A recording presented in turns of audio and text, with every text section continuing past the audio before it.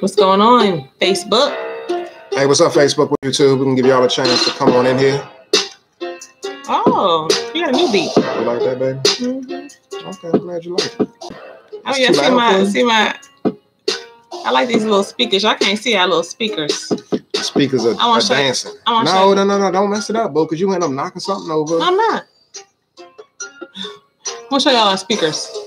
I'll be psyched about the speakers. Are these speakers? What am I looking at? Oh, wait a minute. How come I can't see it? Am I psyched about the speakers? Yo, I can't even. How goes that to the beat? See the like the water? Hey, what's up, YouTube? You see the water? Can y'all see it? See the water in the speakers? I like that. Boo, you about to jack something up. I like that. I got the cords and stuff all situated. You about to jack something up. I like my water speakers. Y'all, I'm pressed. Hey, we talking about relationship hell tonight. Yeah. What's up, Tanisha? Hey, let us know where y'all are tuning in from. I see you, Fine 29. JD, Tia's in the house. All right. The Crawfords are in the house. How many people have gone through some things? And you're like, what is the point of this, Lord?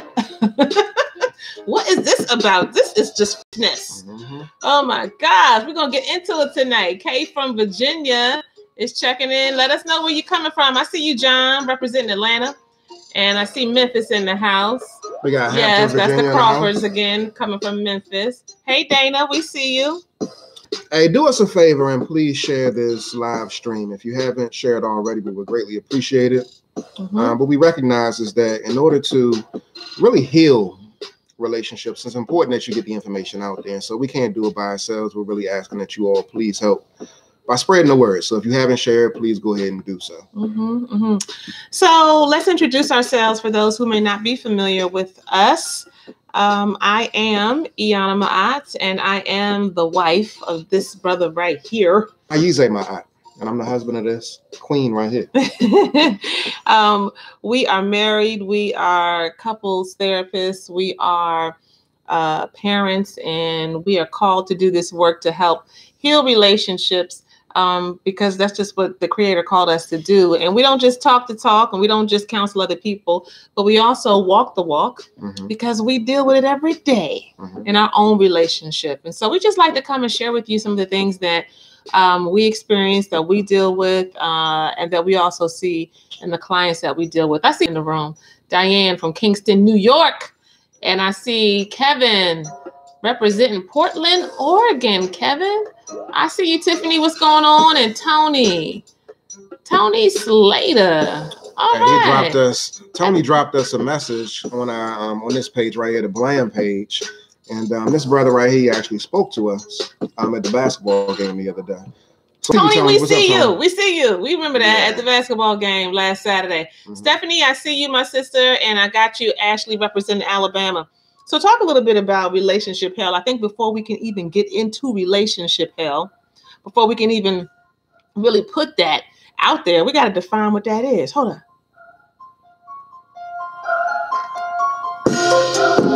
What is it? That was good. I like when it does that. Relationship hell, Ayize. Go ahead and define that for our listeners this evening. So what I'm going to do is I'm going to solicit the experience of the viewers. Okay. And I'm going to ask y'all, how do you define relationship hell? And if you're currently in a hellish space in your relationship, what might that space be? Okay. So I'm going to give y'all a moment to chime in and let us know if you feel like you're going through hell right now, what's the cause of it? What's the source? Well, what it look like? I just want to know what it look like. Yeah, what it look like? What does your hell look like? Because hell looks different for different people. And you know, I really want to get, like I said, a pulse of the people and see what's your hell look like. Right. So we can give y'all a second to drop Let me ask you this. While y'all are dropping comments and letting us know what hell looks like for you, or maybe it's a past relationship, because certainly not with your boo now, right? That's why some people aren't. I don't know. It certainly might be, right? But however you want to flip that, let us know what it looks like. It probably needs to be stabilized a little bit. What, man? Like when you move the table. Oh, I'll just stop moving the table. I want to ask you though, while you all are dropping, come on, give us some comments on YouTube. YouTube, we ain't really shout y'all out. Carla, I see you, and I see you, Rika, and I see you, Nile. Welcome to the show. So I want to know for you though, have you been in relationship hell? When you think about our relationship, let's just be 100. I mean, when you think about our relationship, what comes up for you as a hellacious time? Did y'all know hellacious was a word? Hellacious. It's just hellacious. I see you representing Chicago, Naima. Welcome, welcome. Fine 29 has dropped a comment. She's always dependable and reliable. She says relationship hell for her is when there is constant conflict, disconnect, and dishonor. My goodness. Yeah, that was deep right there. And then Famale, or female barber, Attica Porter. Famale. Now, I know some people. I know somebody named Famale. I do. That's why I said it like that.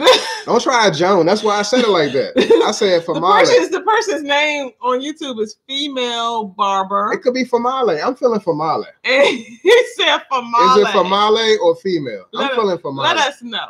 But she says. Okay, hold on. Oh, go ahead. Sorry. It looks like when you're in a bad cycle of what seems like unresolvable or unsolvable issues, no growth. Perpetual discord. Like we can't get to the bottom of this. Tiffany talks about stifling me from being me. Oh my, terrible communication, being inauthentic. And I don't know if I'm saying your name right, brother. Kamar. Selfishness, unappreciated, infidelity. My goodness. Yeah, that's definitely some relationship hell. So I just want to still put that question out there for you. When you think of relationship hell, don't try to like process it and think all deep like you normally do. Yeah. Like just what comes up when you think about our relationship. Has it been a place where you're like, yeah, hell is that sounds about right when I think about that? Yeah, I mean, so I guess my go-to would be the past experiences of infidelity. That was hellish for me. And so, I definitely, identify and see that as being a time period where, we was just in a bad space. I was hurt. You were hurt. It was messed up and just funky, real misery and at rock bottom. And what, are you talking about a specific time or just in general? What you doing? No, I'm talking about every time in the past, and just dealing with, issues with electricity and water. And how you gonna take my hellacious time? That's mine. Yeah. That's my hellacious time. Yeah. Well, we was through financially and yeah. What'd you say? You said the water. The water wasn't getting hot. Hey, how many of y'all had to take cold showers before? You know what I'm saying? Cold showers, cold baths. And let's just keep it 100. If you had to take, we've been together now, y'all. So what we didn't do is explain or share how long we've been together. For those together for 24 years and married for 16. So we high school sweethearts. So we go back a long way. So we've done a lot of growing up together. We've done a lot of maturing individually, but also collectively as a couple. We've done a lot of being in the dark with the lights off. Yeah, together. Taking cold showers and having children at that too, in the midst of it. And so it's embarrassing, but it's a part of the process. And if you can relate and if you've been there, then please share because you might bless somebody else who might be Lord have mercy right now. That was hellacious. You understand? Hellacious. Going if you experienced that when you were growing up. Tasia, and if I'm not pronouncing your name right, let me know. Lying. She says lying. Yes, that's hellacious. What's up, Bruce? We see you. So there are all kinds of things that, really can contribute to relationship hell. But I love what my sis Fine 29 talked about when she said disconnect and dishonor. And somebody else talked about the fact that it's ongoing, that you can't connect. Because here's the thing, we just talked about, sitting in taking cold showers, we ain't got no hot water and all that kind of stuff. We talked about even some of the emotional fallout and disconnect in terms of infidelity, right? But here's the thing, when you're going through, there has to be a stable place. Tony said toxicity on YouTube. Yeah, toxicity that's a whole nother level right there, my brother. I'm with you on that though. There has to be a stable place that you have to come back to. There has to be a center that the two of you have to come back to be able to maintain. 529, the emotional unavailability. I think that's one of the most dangerous things for a relationship when people are not emotionally connected and there is not emotional availability.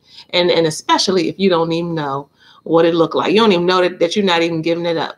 You know what I'm saying? You don't even know that you're not even available emotionally. So there's a lot that goes into that. But here's the thing. We're going to get into tonight what you can do to begin the healing process. Yeah. And some of that healing process looks like individual healing. Some of it looks like, healing within the relationship between the both of you. And do y'all know that everybody's healing process is different? Do you know that, you may be kind of moving forward and you know that I've got to be able to get to the next level. I've got to let this thing go. I've got to forgive, or I've got to put my boundaries down and, or say what I need. And the other person, your partner may not be with you. They may not be there. And so the first thing that I want to say, and I want people to understand, is this, that everybody is responsible for themselves. You're in a relationship. And so because you're in a relationship, of course, you are committed to that person. I don't know why we blurry on Facebook. It'll get straight in a minute, y'all. And you have a responsibility to the relationship, to what you all are building. But you cannot give what you do not have. You cannot give healing. You cannot give insight. You cannot give encouragement. I don't like that word, but I'll be saying it. Well, encouragement. It just sounds like a fake word. But anyway, you cannot encourage, right? If you don't have it for yourself, if you're not able to kind of get clear about, why is this doing this, boo? If you can't get clear about your own issues, what you need, what boundaries you need to set, you cannot give what you don't have. Compassion, connection and communication allows you to do things that for your partner that perhaps they don't even deserve. You kind of give them, I don't want to say a pass, but you let some things go and you don't hold them to every little thing, because you understand that, you needed some grace at some point along the way in your process and in your life. And so therefore they need some grace. Y'all, I'm going to tap the screen. Oh, there we go. And so, but the bottom line is that you all are doing the healing collectively for the relationship. But if you do not understand that a part of that collective healing requires your individual understanding of what you need to heal from and what you need to grow from in terms of your own personal process, then all that collective stuff ain't gonna go nowhere. And and y'all might not understand where I'm coming from with that. But let me try to break this down for you a little bit more. And then, I want you, baby, to kind of just go into, one strategy that we can share with you in terms of healing, and really being able to guard yourself and protect yourself and take care of yourself when you're going through relationship hell. What do you do when there's a disconnect between you and your boo? What's the first thing that you do? Y'all just let me know, like drop the comment. This is a dialogue. This is an interactive process. We ain't talking to ourselves. This is a relationship that we got with y'all. What do you do? Some of y'all get quiet and just go within and don't say nothing. Y'all start to shut down. Some of y'all start to amp up and you start to have more to say, more opinions, and you need to get it out. We need to talk. We need to do it now.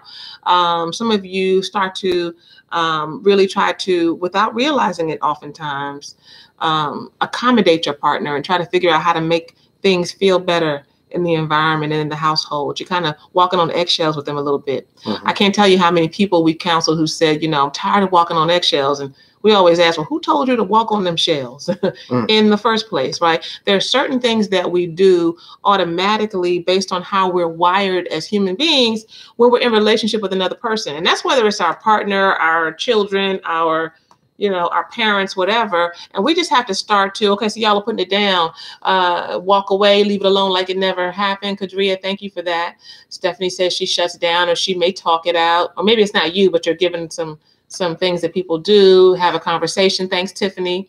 I asked what's wrong. Thanks for that. So there are lots of things that we automatically do, but a lot of times that's in relationship to the other person, and we're trying to figure out kind of how to do and be and show up and handle them and the situation. And the first thing that I would say that you all really need to do is you need to just get with self. Capital SELF. Get with self and say, what's going on for me? What is it that I know about myself before you had the conversation? Before you say something to your boo, where am I at? Where am I? That ain't, where am I at, right? But where am I? How am I feeling on this thing? And that may sound like, okay, yeah, we know about that. You have to really be intentional about taking the time to pause. And for me, the practice that I have is journaling, because when I journal, it helps my feelings to come out, because it can be an intellectual process. Like, yeah, I'm kind of irritated right now. All right, let me chill. I'm gonna go in here and try to talk to him, whatever, right? Let me have a little conversation with her. But when you journal and you just write and you let things out, for some people it's recording on your phone and talking it through. For other people, it may be exercise, maybe hitting the bag. When you get in a place where you are letting your feelings come up, we don't have to be afraid of feelings. We just need to let them come as they are. Then and only then can we really be clear about where we are. And then and only then can we really offer something valuable to our partner in terms of resolving the issue. Because when you don't do that, you bring in a whole bunch of something with you into the conversation or into the engagement that you're going to have with your partner. It may be stank. It may be attitude. It may be judgment. It may be your fear of their judgment. And so you come with your defenses up. You're quiet. You're guarded, and you don't realize that what you fear consciously sometimes and unconsciously at other times is exactly what you're creating by having this guarded kind of demeanor. And so then the person is kind of like, what's up with you? You know what I'm saying? Like, they're not feeling you because you come in with that. And so you create an energy that invites judgment or kind of shut down from your partner. And then you say, there they go, right? But you don't necessarily see your part in the process. So again, I think I kind of wore that out a little bit. I didn't mean to go into it that long, but my point is, y'all. I was about to put some music on for you. You know, I mean, I really was. About to drop a beat. So you was flowing. I was about to drop a beat for you. I'm just saying, my point is that nothing is going to be resolved if you don't look at yourself. Look at yourself. Focus on yourself and what you need to do before you go to your boo, you know? And that's how you know that the strategies that we're going to give you this evening will actually be effective. And I didn't talk a whole lot, so I'm gonna be quiet. Yeah. I'm tired. You know, and my wife is absolutely correct. But I think that even in addition to that, what is important that you do is that you give yourself permission to really look at self. And also you recognize that it's normal to be in that space. You know, I think that sometimes we try to jump to solution too quick. I think, Bruce, you mentioned in here that you want to have communication. I think that that's good. You know, it's good to have communication and try to work through and resolve some of the issues. But it's important to also recognize that you know, sometimes we may rush to explore solutions, to engage, to you know, try to find the wholeness in the experience, the healing in the experience without really feeling the pain. And so I think that it's important that you experience the pain when you're going through hell, because in that pain, there's growth. There's an opportunity to learn. And when you try to leapfrog and jump over that really quickly, then you can miss the opportunity to learn from the lessons that you might possibly be experiencing. So again, don't try to move through it quickly. Experience it, feel it, learn from it, and then move forward and move through it.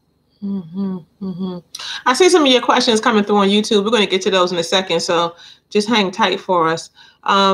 So here's the thing. I'm going to start here. Were you getting ready to say something? I'm going to start here. The thing that I want you to understand is that you're biased. Everybody, if you like we in a class, say I'm biased. I'm biased. I'm biased. Can we say that you're biased? You are biased. Yeah. So whatever the situation is, whatever the particular issue is, you are already biased in a particular way around that issue. And then in general, you already think that you know what's up. You know what the correct, issue resolution is. You know what's what. And so the piece that we need to... Can we say I'm biased and I'm broken? I don't know if you want people to reinforce I'm broken. Well, I want to look that up. So it's not from the, you know how you have a Christian context, I was born in sin. I'm not talking about from that lens, but to say I'm biased and I'm broken is to acknowledge that you're coming with baggage in your relationship. Bruce said I'm Captain Bias. Well, you know what, Bruce? Yeah. That's what's up. You just put it out there. To be biased and to acknowledge that there's some element of brokenness within you is to really lift up the fact that you've experienced some stuff in your life and you're bringing that to your relationship. Some stuff that needs to be fixed. Everybody has something that needs to be fixed. You got stuff that needs to be fixed. I got stuff that needs to be fixed. Yeah, you do. And yes, you do too. No. And so in many ways, we all are broken to some degree. And so to acknowledge that, I think what it does is it gives you permission to engage in your relationship from a space of humility, because what you're recognizing is that I got stuff that I need to work on myself. So I mean, y'all say what y'all want to say. I don't know. I don't really feel. I'm with you 1,000%, right? Because what I say, you cannot change what you will not acknowledge. Yeah. So if you don't acknowledge where your gaps are and where you effing up or you just got some issues, you ain't gonna be able to change it because you're gonna forever be dipping and dodging it. So I'm with you 100%. You know, I just get, as I'm growing in my own personal evolution, I know that I have spaces and places in my life, and in some areas very significant and very deep, where I have brokenness. And maybe that just feels better to me to say I have brokenness. But to say I am broken, I mean, I can still, I don't want to necessarily claim my discord. I don't want to identify so much with my dysfunction, because I have dysfunction in my mind and in my heart and in my life. That's all of us. So I don't want to identify with it. So that's just a personal preference. But I think your point is the greater kind of thing. Sometimes you got to identify with that thing to push through it, though. I don't know about identify with it. I mean, so there's a distinct look. We don't see. We go down these lanes. Sometimes we be sitting in the house, we be having these long conversations and getting into clinical kind of debates. But I don't know that you need to identify with being broken. You need to understand where there is brokenness, because really, if we think from a spiritual and emotional perspective, but really a spiritual perspective, I come into the world whole. Yeah. I am good enough. I don't need to achieve or get. I'm good as I am. I just take in the air that's around me. I breathe in and I breathe out. I'm good enough. But as we move through life, we experience things and we have issues that, are kind of set upon us, whether it be our parents, our families, our friends, or our partners. And we deal, we deal with some great things. I'm not broken. But I have brokenness that I need to tend to within me, but I'm good enough and I'm okay. But what I know that I know. Y'all ain't know what's going to be going on this type of, what I know is that theological debate right now. When you compartmentalize your brokenness, sometimes you can utilize that as an excuse. Define compartmentalize. You can utilize that as an excuse to stay stuck. And so when you What's say compartmentalize mean for the people? It's when you take certain aspects of yourself and you look at that separately from the whole, and you say that this part of me is broken. If you focus exclusively on one particular part and you say this part of me is broken, then what ends up happening in many situations is that you look at the rest of yourself, and the rest of yourself gives you permission to not move on the part of you that's broken. And so you say, because I'm whole in these other areas, I'm not going to work on this piece of me that's broken. Like unconsciously. Because I'm good, And I've been through some things and I'm doing good for myself. Yeah, I'm doing good. Exactly. I'm doing good in the world. I got a good job. I'm out here providing. But when you embrace a mindset, and sometimes people got to go there. Like, I've been there. I'm sure you have been there when you say, like, I'm fucked up. I'm messed up. Like, when you wholly embrace that, and you say that you're in a space of being y'all see me looking at him, I'm like, no, but when you embrace that, then what happens is that you push yourself in many instances to shift. And so when you're hurting, it's like my leg ain't hurting, like my whole self is hurting. And because my whole self is hurting, because my whole self is broken, I gotta move. It becomes the push that compels me to move because my whole self is broken. Okay. I was about to play the organ. But I mean, words. I mean, to your point though, words are powerful though.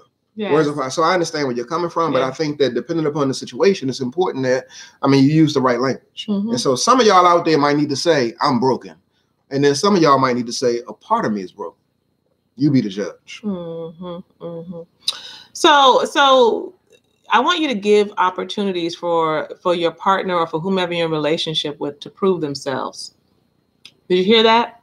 Give opportunity for your partner or whoever you're in relationship with, because a lot of what we teach is not really just applicable to your romantic or intimate relationship. It can be applied to other relationships. Give them an opportunity to prove themselves. So we're so wounded.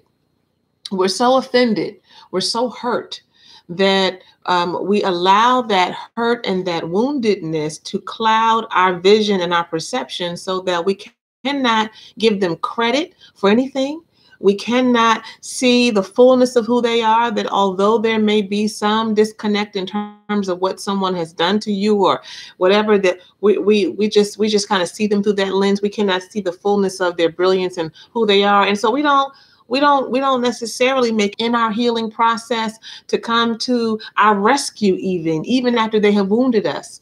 We don't make it easy because we have them in a particular category. And so what I'm speaking to here, y'all, is our tendency as human beings to really kind of have like a post-traumatic kind of response to whatever has wounded us. If you are listening to this live stream right now and you're just joining us, we're talking about healing from, relationship hell. So hell, get your wine, princess. She said, let me get my wine. Hubby, wake up.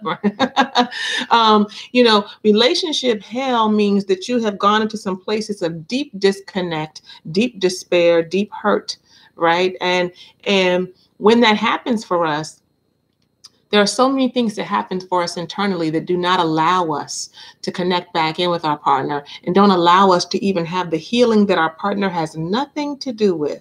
That I have to, in some way, be able to connect into what this did to me, what the hell that I've been going through, felt like. What about that hell maybe just kind of sort of reminds me of my mother.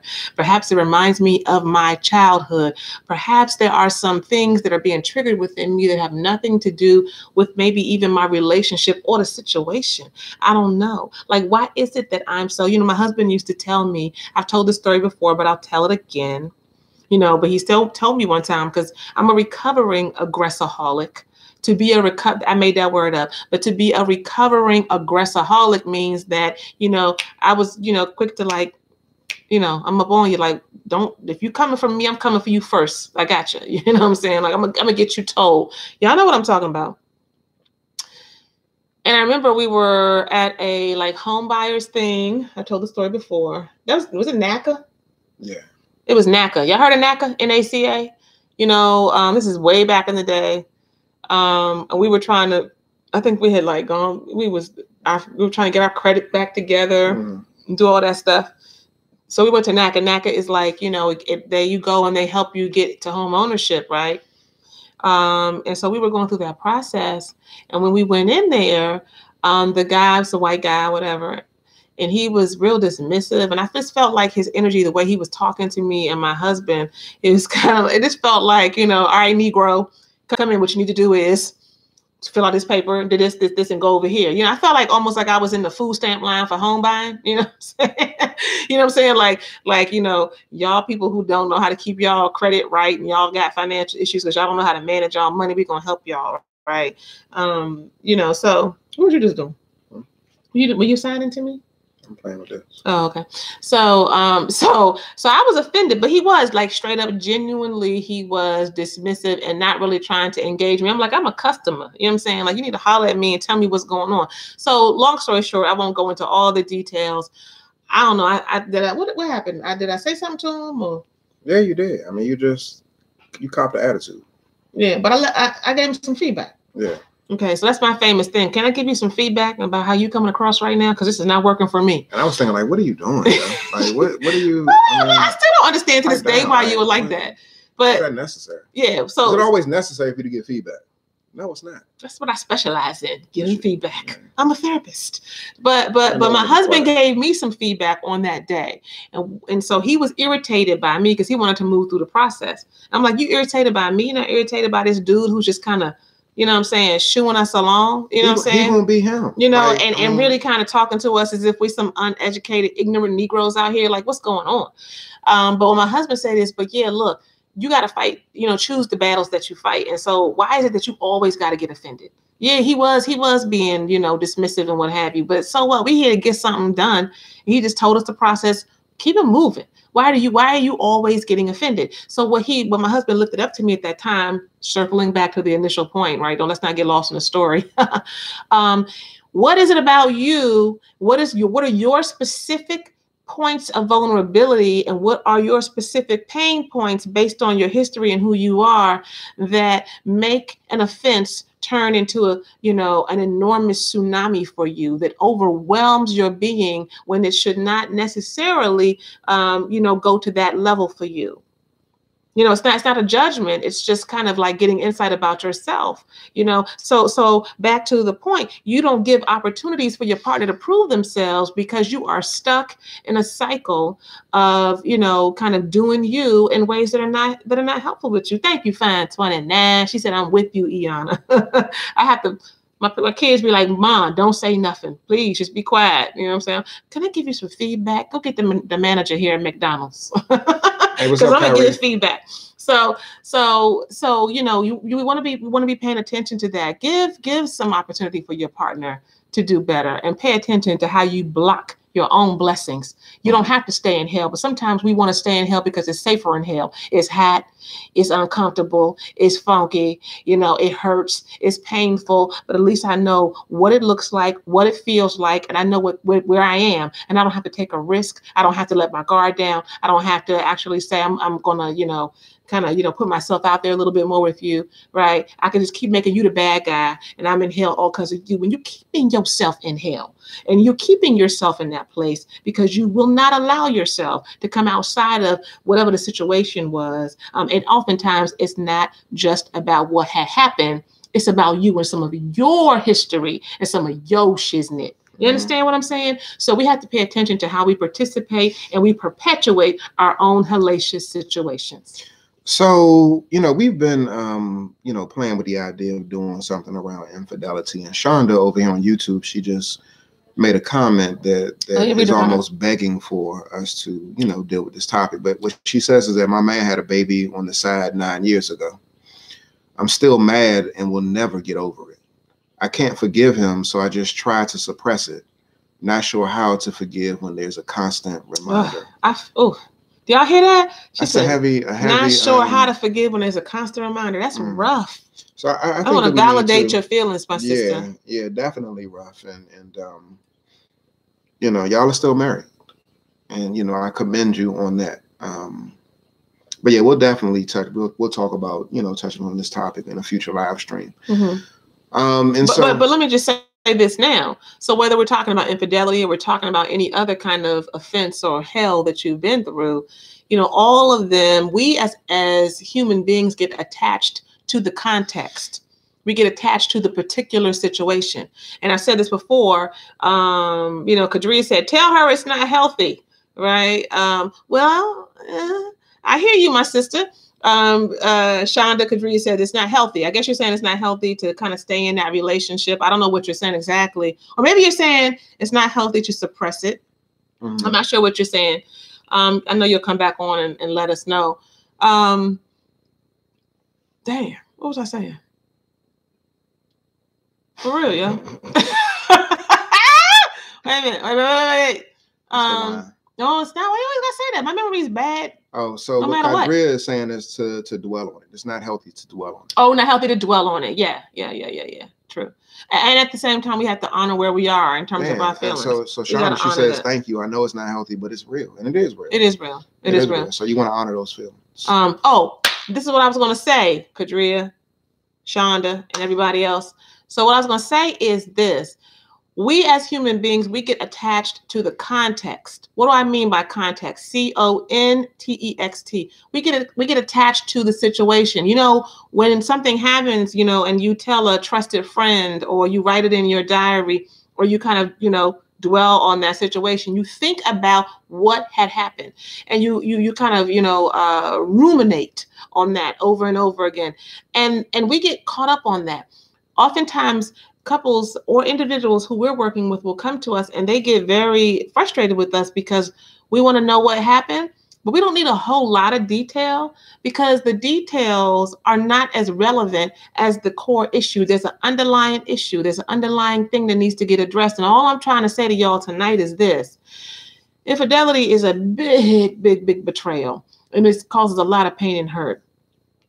But there are a host of other things that happen in relationships that I might say right now that cause a whole lot of hurt, that cause a whole lot of pain, and it's just as significant for persons who are experiencing it, whether it's being shut down and not being talked to, not being heard, not being validated, not being seen, whatever it is.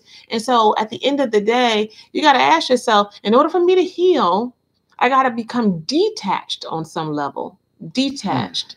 I got to become detached to the actual specific event and be able to focus on what it is I'm trying to grow, not only in my relationship, but what it is I'm trying to grow inside of myself. What is it that you need to grow inside of yourself? What is it that situation makes you feel? How does it kind of, trigger your vulnerabilities? Am I good enough? If he cheated on me, am I good enough? Am I not, am I gaining too much weight? Am I not attractive enough? Do I not make him happy? Am I not fun? Right? Like whatever it is. And so those are the things that you have to focus on, because that's where your growth is. It's easy to focus on the wound. It is much more difficult, but I promise you 1,000 times more effective to focus on your work. It is to focus on the wound for a period of time when you've been wounded in a hellacious situation is cathartic and it's therapeutic and it's appropriate. And if you skip it, we're going to be looking at you like, how are you over that joint already? How are you're intellectualizing? Well, men are like that, or da-da-da-da. No, you're moving through that too quickly. Mm-hmm. You need to feel that thing and you need to cuss a little bit so you can get that out. When you dwell and you ruminate, it is dysfunctional. It is no longer about the situation, and it is a projection onto the situation, and it is an avoidance of your own issues. It is an avoidance of self. And so what you need to understand is that if that's happening, no matter how justified you feel because of what happened, no matter how wrong the other person was, when you stay attached to the hell that happened to you, it is about your own avoidance of doing your work. And it is easy to project onto a situation to another person. And so if you just think about that, just let that settle in, then and only then can you begin to say, wow, like, where can I start? What do I need to do? So how is it, that you begin to heal from hellacious situations? We talked about allowing the person to prove themselves to you. And we're also saying to you straight up, for real, you need to do your work and not ruminate and marinate on a situation, and know that it's hard not to. So if you find some people, everybody has a variable, like some people do that more and some people do that less. And if you really struggle in that area, it may be helpful to get some professional help. You know what I'm saying? So that you can get your get your peace. That's the goal. Essentially, get your what peace. You said, though, essentially what you said is that it's important to do it, but it's also important to not stay stuck there. And so it's a natural part to be preoccupied with it, to think about it, to focus on it. That's a subjective word. I wouldn't say it's appropriate to be preoccupied. I say it's appropriate to feel the hurt, to feel the pain, to feel the anger. But it's because you're focused on it. And to let that sink in. Yeah. And so I appreciate that. And I'm glad you're lifting that up, because, like you said, sometimes people just try to leapfrog over that and move too quickly through it. And so it's important that you do feel it. There's a couple of comments over here on YouTube that I want to lift up here. Somebody said, actually it was Janice, or hold on, let me scroll. I'm sorry. Janie Shingle, she says, postpartum relationship hell. How do you reconnect when we are too exhausted to focus on our marriage? How do you reconnect when we're too exhausted to focus on the marriage based off of postpartum, maybe depression? So that's significant right there. Somebody else, Rika Brown, she says, my relationship is going salty because we are in a financial situation and I'm the one pulling us together financially. At the moment, I love him, but I'm not your mother. I need a break too. Well, so it's some real that's my stuff, first one for tonight, Bruce. It's some serious and some real stuff. And so what I would say is that it's important for you all to arrive at a place that you can do things together. And so when you're experiencing relationship hell, there's obvious distance in your relationship. And so the way you want to reconnect is try to find some ways to do some things together. And so one simple thing that you can do, and it's really simple, y'all, but a lot of people don't do it. But what you want to do is go to bed at the same time. Go to bed at the same time. And so what does that mean? When you go to bed at the same time, obviously you're going up to the bedroom at the same time and getting in the bed. But what's happening underneath the actual physical act of going to bed at the same time is that there's some synergy that's taking place. Yeah. There's some connection that's taking place. There's also an invitation because somebody has to make the move first. Somebody has to propose or suggest that I'm going upstairs, or somebody has to not just I'm going, are you coming? The other person to come with them. And so when you do that, there's an invitation to engage your partner. There's an opening up, a willingness to experience your partner. And so again, there's an opportunity for you all to meet physically. There's an opportunity for you all to meet emotionally. There's an opportunity for you all to meet mentally and spiritually by simply going to bed at the same time. It's saying that we're doing something together. And so when you miss that opportunity and you all are doing things out of order and not synchronizing that experience, then what happens is that one person may feel left out. One person may feel like you're disregarding them. And so again, in taking advantage of that opportunity, you then can possibly connect with your partner in a way that you haven't before. And so that's another way that you can heal from past hurts and heal from a hellish relationship by doing things in synchronicity and doing things at the same time. Talk about synchronicity really quickly. It's being on one accord. It's being on one accord, being in sync, and sometimes, like calling your boo, and your boo is in the process of calling you. Synchronicity is you thinking about them all the time. Yeah, thinking about them, and they pick up the phone and they call you, reading each other's minds. Stuff like that is when you're on one accord. But again, if it's not, reading each other's minds, just meeting the person at a specific place at a specific time, what that enables you all to do is connect on another level.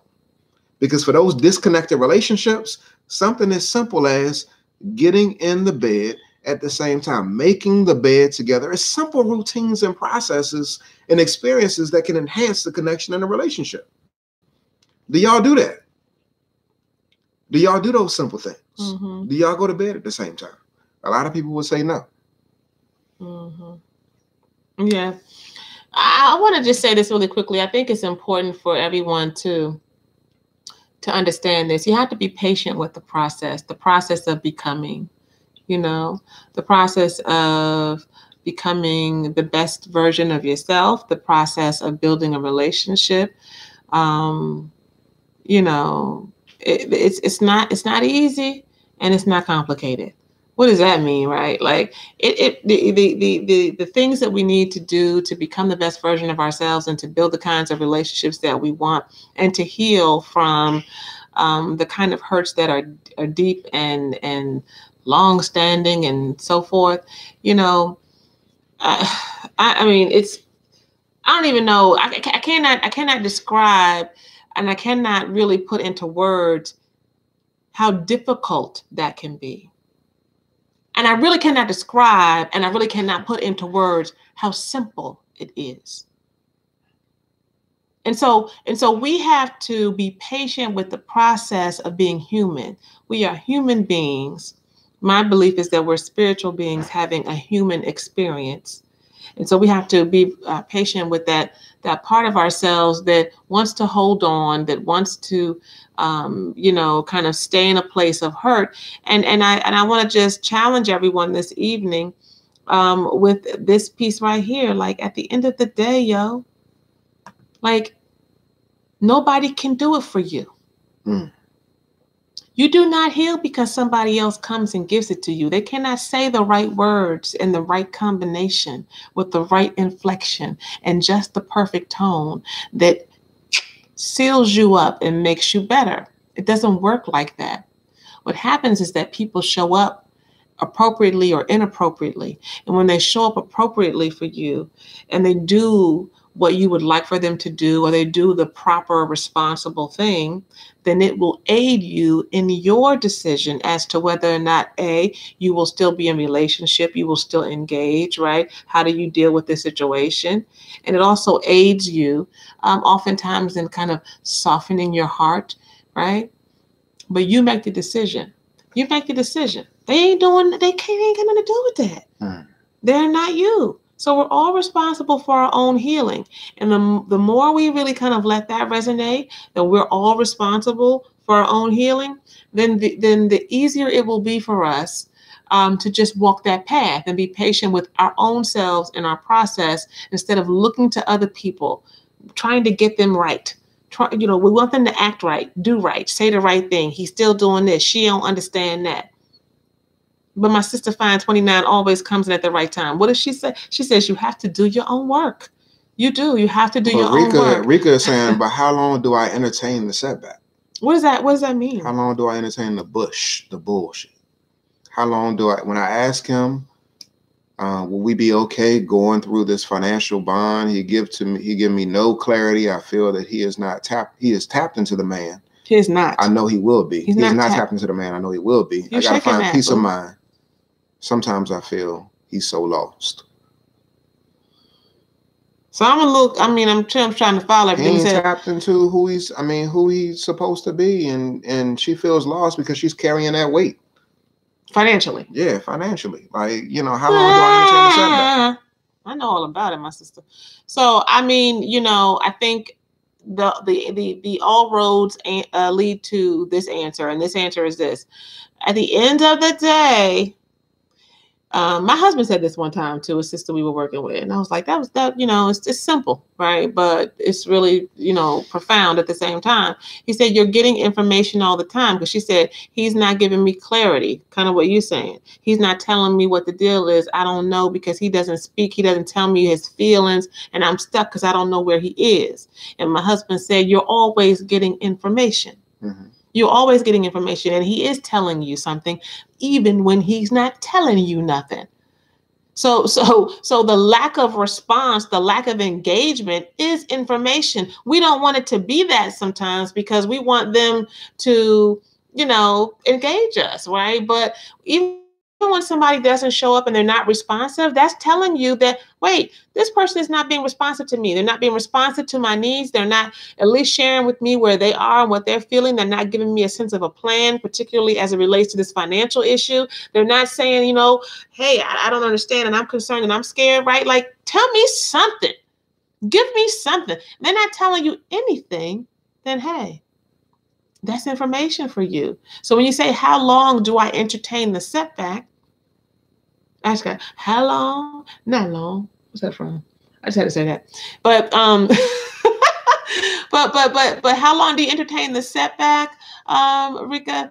The bottom line is this. You have to determine for yourself what your non-negotiables are. You have to determine for yourself what you need and what you are willing to accept and not accept. You have to determine for yourself where your words disconnect from your actions. You may say one thing and then do another thing, maybe not. But at the end of the day, there is no one size fits all. Oftentimes couples and individuals come to us wanting to know, when is it okay to leave? When should I know that I shouldn't do this? When should I know? But there's no one size fits all, y'all. So let's help her out. Why did you stay with me? Okay, and Tiffany, I love that. Silence speaks volumes. So, a similar situation. Well, I'm not exactly sure what the situation is. You have to give this context for the folks. For those who haven't followed our story, again, and if you haven't shared this video, please share. But yeah, please share the video. Can y'all like it? If you have maybe have like 10 likes. That's not true. I know it's not true. I'm exaggerating. But can y'all like the video? Y'all be forgetting to like it if you like it. So together for 23 years, 24 years. Well, you keep shaking this joint with you. I'm sorry. Married for 16, 5 children.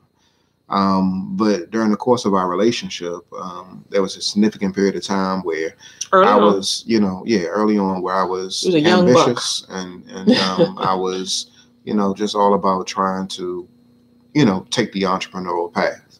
And it caused some distress in our relationship, significant distress. That's a pretty way of saying it. And some pain for my wife, some hurt, some hellishness, was the experience that she had. Hellaciousness was the experience that she had. And so I asked the question, of you, because again, I was going from different entrepreneurial pursuits, real estate agent, Kirby vacuum cleaners, Herbalife. This man was a hustler. You hear me? Just trying to do. Y'all know about that Herbalife? And it wasn't as if I wasn't bringing. Remember you were selling rice? Remember you were selling rice? World trade business. Something like that.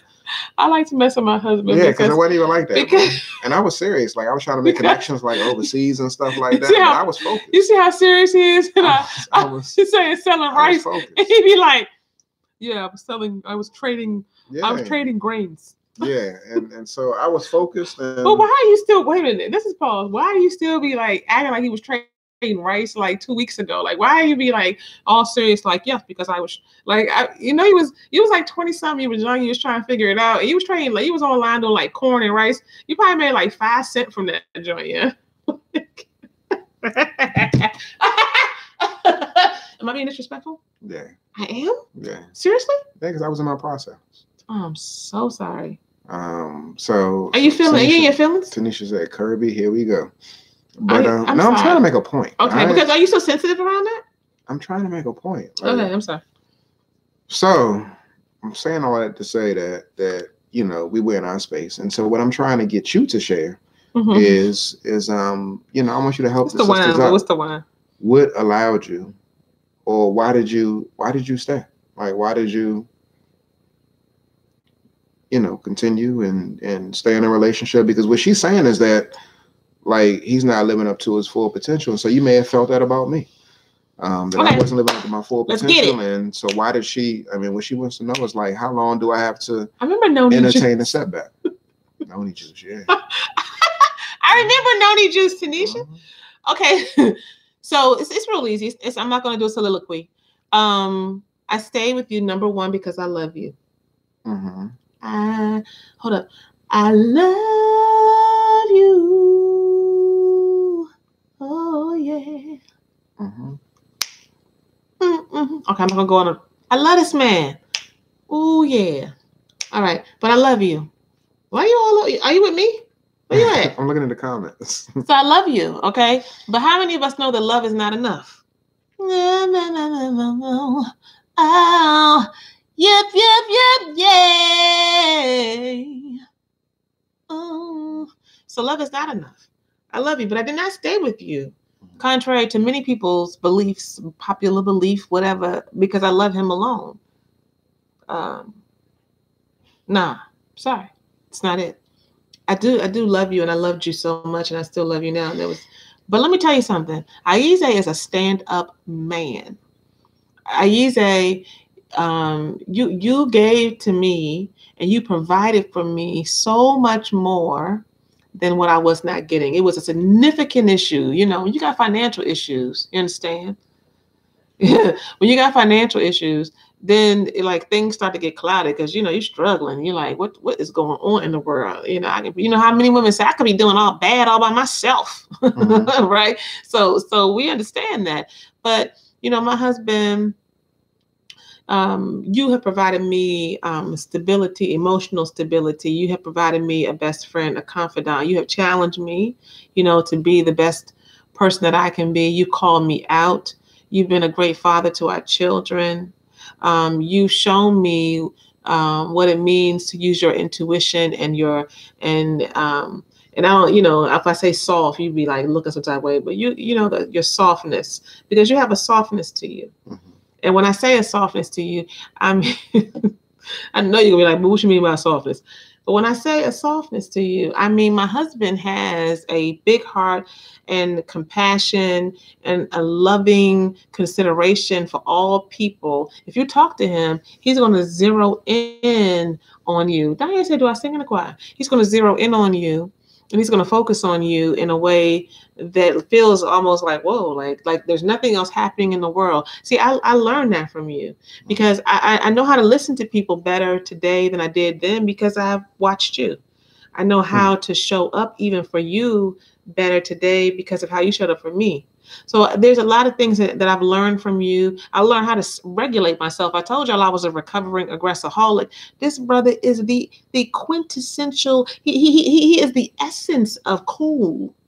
They called this brother, what they call you? Cool Breeze back in the day. My goodness. You know, and they called him Cool Breeze. You know, they ain't call him Fire or Rocket. You know what I'm saying? Or, you know what I'm saying? Hot Tamale. They called him Cool Breeze. And so, I mean, so I understand that. Whereas I'm a Leo, I've been like a little hot tamale fire, right? And so you've given me so much more. So even in the midst of me being, I mean, so that financial time was rough, and I would be very angry, and I didn't really know how to communicate then, and I was yelling at the top of my lungs and very upset and mad and angry and hurt. And really, more than anything, y'all, I want you to understand this is let me say this real quick to the men who are listening. For me, it wasn't about, yeah, it was. So let me be real. It is about dollars and cents, right? Like we get some more in that bank account. But fundamentally, it wasn't just about that. The biggest thing was that it felt like I wasn't being taken care of, and that you were not able to prioritize me and our family over top of what you wanted to do. And you said that. I said that, right? It's not like, oh, the money is an outcome of your prioritizing the family and prioritizing me. And I'm like, yo, like, you don't care enough about me. You don't love me enough. You don't love our family enough to like go to a job that you don't like. You know what I'm saying? Like that was hurting me. That's the pain and the hurt that I had, that like, you wouldn't do anything for me. And I remember us being in counseling back in the day, and the counselor saying all women want to know that their men will lay their lives down for them. Do you remember her saying that? Mm-hmm. They will lay their lives down. That doesn't necessarily, although it doesn't exclude it, mean lay your life down in terms of give it up. It means lay your life down. I got to go on a job I don't want to go on. I got to go do something I don't want to do. I got to have a conversation with somebody I don't want to have a conversation with. I got to be uncomfortable. I got to lead when I don't want to lead. I just want you to do it, right? No, but I'm not going to. I'm going to lead it because that's what I'm called to do as the husband, as the father, as the man in this relationship. And all women want to know that you'll do that. And so I was not clear during that time that you would do that. I'm like, I'm just kind of like out this joint leading. That's how it felt to me. Because not because you're weak or because of some of these other things you don't got it together, because do you not love me enough? Do you not care about me enough? So that was the pain that I had. But what I know now that I did not know then, he was a young man, I was a young woman. And I want you all to get this lesson, is that we're all walking our paths. We're all developing, and we're all becoming who we are divinely designed to be. And so, I either had to go through his process. I had to go through my process, and we're still going through our process. And so if we just get into a place of judging and being stuck in the hurt and the hellacious moments, and we're not able to come up outside of that, to give consideration to the fact that, you know what, that hurt deeply, and I will never forget it. I will never forget it. But I can forgive it because I know who he is. And I knew at the time who you were to me and who you wanted to be, right? So I be talking a lot, y'all, but real quick. So back to the original question, why did I stay with you? And I want you to, Rika, I want you to hear this, because there was more positive. Bottom line, there was more positive, and there was more investment that Ayize was giving than he was not giving. There was more positive than negative. The negative was a huge thing, but it still didn't outweigh the positive. He was still investing. I was still getting quality time with my husband. He was still a good father to his children. He still gave me that good because he was, sexing me up good, and still does on the regular. You understand? He was able to listen to me. You know what I'm saying? And like really pay attention to my heart. He would challenge me and then be there to catch me when I would fall. He would say, baby, talk to me. You understand? So there was more to the relationship, and there is more to a relationship than finances, but finances are important. So I kept raising hell until he got in order, but I also paid attention to what he did give. And so is this not the perfect moment to really kind of focus in on during this live stream this evening and really pay attention to that? How is it that you heal from hell? How is it that you heal from these like really, hellacious moments in your relationship? You have to pay attention to what you got as well as what you don't got. It's easy for us to say, Fine 29 said, look at his face. It's easy for us to say what's not working, but what is working? What is working? You know what I'm saying? I mean, at the end of the day, you have to be able to see the big picture. You have to be able to keep perspective, and you also have to be real about what's going on in your relationship in the past, in the present, and in the future. I think it's really important for us to make sure that we manage ourselves and that we pay attention to the roles that we take on and how we contribute to our own discord, our own disconnect. Mm-hmm. And we don't put it all on our partner to come get us, come rescue us. And at the same time, that we put our boundaries down, that we figure out what our non-negotiables are, that we don't just kind of be here for anything and everything. But you have to make sure that you allow your partner to prove themselves to you. Don't attach yourself so much to your story. This what happened. This what happened. This what happened. You're not even going to allow anything else to happen because you're so attached to the story of what had happened. Yeah. You say? Mm-hmm. So you have to let that go. And if you got to go do some work to let it go, do what you got to do. And so you want to make sure that you allow your partner to prove themselves to you. And you got to make sure that you do your own work and you pay attention to your vulnerabilities and your triggers.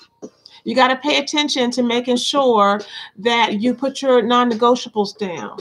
You got to pay attention to the fullness of your relationship and you weigh out the different categories of your relationship. What is the sex like? What is the marital institution like, or the commitment like? What is the parenting like? How do you all manage your in-laws? What is your quality time like? What's your connection like? And you got to be able, if you got to look at that whole thing and kind of do a little review and say, well, damn, I'm up more than I'm down. And if you're down more than you're up, well, that's a different path. And you got to pay attention to that as well. But you know what? Like my sister said, Madeline said, you got to let it go. You got to let it go. I see your question, Kamar. We'll address that in a future live stream. Mm-hmm. And we hope that this has been helpful. If you have not shared, please do so. Mm-hmm. We've enjoyed y'all this evening, enjoyed the comments, and we appreciate the feedback. Until next time. Hey, before we go, we do want to let you all know that we do have a marriage retreat coming up. When is it? Why you don't know what it is? October 25th through the 27th? There you go. October 25th through the 27th, 2019 in Pennsylvania, y'all. We'll drop the link here. CourageousCouplesRetreat.com. CourageousCouplesRetreat.com. It is a small retreat, very limited. We like to work with small groups so that we can get the most effective. We started off with 12. We do not have 12 spots left. So you just need to put a deposit down. You can inbox us here on Facebook. You can email us at info@intentional.com to find out more information. We're doing it in partnership with the church. And so we'll be leading the retreat. But you can just holler at us and we'll let you know what the deal is. Nita, I'm glad you said you really needed this, and I'm glad that you enjoyed it. So go to CourageousCouplesRetreat.com. Perhaps that's not you. Perhaps it's a friend or somebody else who may benefit from it. It's not until October, so you can pay in installments over time. And then, as I always like to share, please check me out at The Art of Overcoming with Iyana Ma'at here on Facebook. The Art of Overcoming. The Art of Overcoming. Find that on Facebook. That's for my sisters. That's for us women, so we can come together and overcome not just relationship stuff, but just trying to be the best women that we can be as we manage ourselves and we figure out how to grow ourselves. And if you're in the DC metro area, I'll be on tomorrow on WPFW 89.3 FM. Because tomorrow is International Women's Day, and I'll be talking with Candy Shannon. Who remembers Candy Shannon from the DMV? I'll be talking with Candy Shannon about mental health and wellness and wholeness for women as we honor who we are as women on International Women's Day. Last but not least, Lord, I'm talking a lot. Last but not least, every Monday at 1 o'clock, you can hear me live on The Art of Overcoming, 1 p.m. on WPFW 89.3 FM in the DMV. You can also find me at www.wpfwfm.org. You can listen live. I'll put all of that stuff. I'll put all them links, on this live stream. We love y'all. Don't forget. Stop playing. I won't. Remind me like a minute from now. Stop playing. Start pushing. Y'all. Peace, y'all.